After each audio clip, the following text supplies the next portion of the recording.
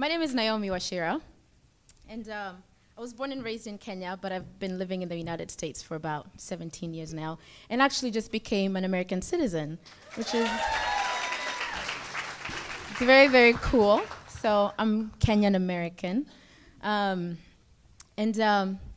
discovered my calling when I was about 5 years old. I joined my parents in a choir, and my dad was a pastor, and we would go tour around the country and just sing, and I just remember feeling, like distinctly feeling like this was my place. This was the place where I felt safe, I felt comfortable. And over the last 30 years, I've been trying to understand what my calling was.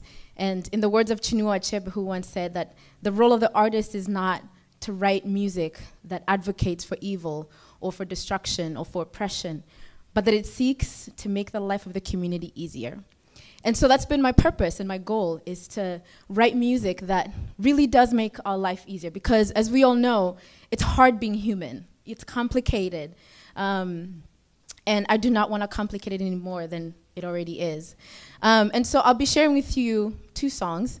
When Chantal and I were talking about the idea of being vulnerable and authentic, I thought the only way to do that is to share from my life and from my stories, what I've been through as an African woman, what I've been through as a woman, as a mother, and hope that with what I share with you that it will connect one way or the other. And so the first song I'm gonna do is a song that came out of a very, very difficult season in my life. When I was 32, I lost my virginity, and I was proud of it because I decided to wait until that age. Months later, I got pregnant, and I remember thinking to myself, I'm like, oh my God, my parents are going to freak out, because coming from a culture that's very, very conservative, and my dad was a pastor, like that was not something that people would be celebrating. But I remember calling my mom and telling her, so by the way, you are going to be a grandmother.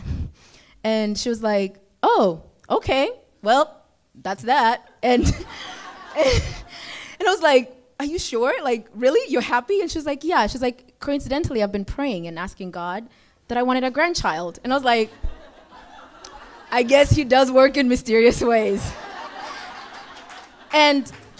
But what happened, it was a very difficult relationship, and literally about a month after my daughter was born, had a domestic violence issue. And I remember sitting, the first time it happened, I remember sitting in my dining room, because he was living with me, and I was in the middle of my graduate program in Christian studies, and here is a man who is completely undignifying who I am, calling me things that I knew I was not those things. And I kept asking myself, how is it that a woman from a prestigious family, a woman who's going through her graduate education program, ends up in this situation? And I could never quite understand. I could never quite figure it out why it happened. And so months later, as I grieved through and finally kicked him out and told him I was not going to raise my daughter in that kind of environment. Months later, I knew I wanted to write a song. But the thing that I knew is that I did not want to continue that cycle of violence by writing a song that was evil, that was unkind, that was shaming, but that I wanted to write a song that was full of kindness, and to point out the things that, yes, violence needs to be avoided.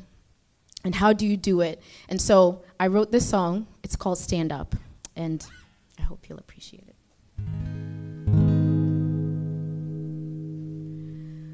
Ooh.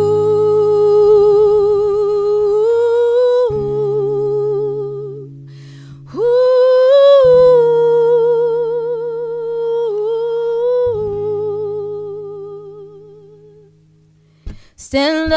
Stand up for your sisters. Stand up for us. Please don't fight against us. Let your words be kind. Let your words be full of love. Stop the violence. Stand up for your sisters. Relationships can be complicated. We all know that, so don't use it as an excuse to say it's your place to set your woman straight, like you're without sin and should be the first to cast a stone. You say, can't you see I didn't lay my hands on her face? Isn't she lucky? Isn't she lucky? But then you call her every name in the book. You desecrate the God in her, then proclaim your undying love. My brothers, please stand up for your sisters. Stand up for us, please don't fight against us. Let your words be kind, let your words be full of love. Stop the violence, stand up for your sisters. My brothers, I know that it's not easy to say what's on your mind. Provide, protect, and guide. But when you don't share that heavy load, it's your woman and your seed that pay the price.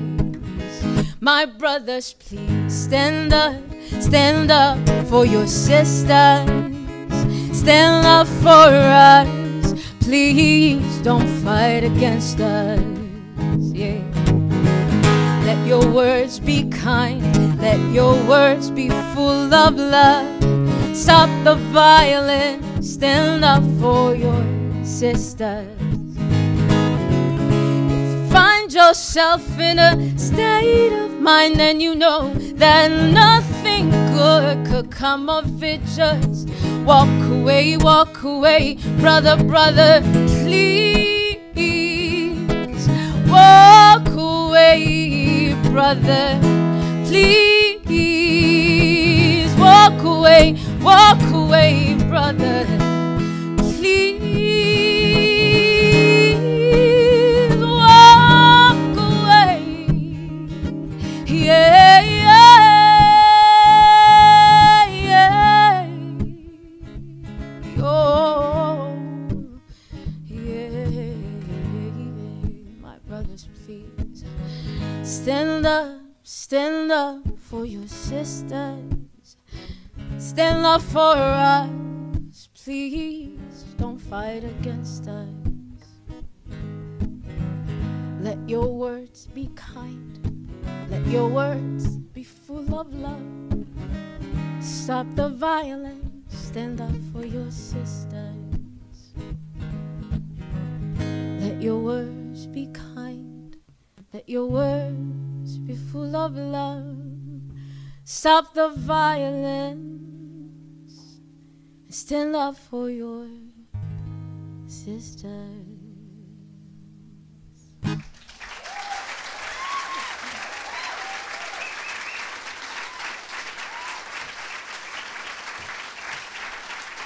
Thank you. Thank you so much. Thank you. I was thinking about this word, emerge, and what it means to transform, to come into being, to come into who you were created to be. And for me as an African woman, it took me a really long time.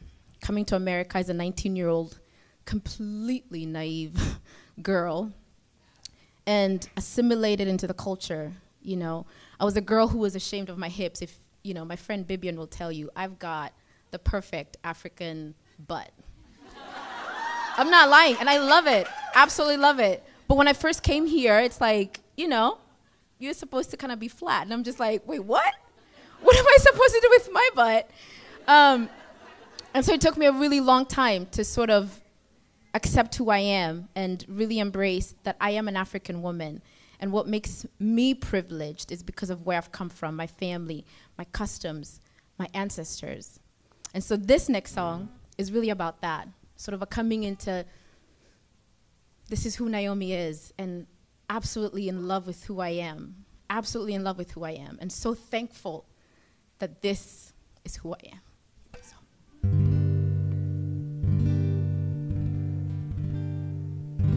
See, I've been walking down this road for about 36 years now, and I can tell you it's been one hell of a ride. And I've been carrying my father's words that he said to me, learn to be wise, walk with integrity, and be honest. And I can hear my grandma say, child, I've got nothing to give to you, but may God be with you in that distant land. Yeah. I am an African girl. Well, I know where I'm coming from, and I know who I want to be. I am trying to defy everything they said of us, we who have chocolate skin.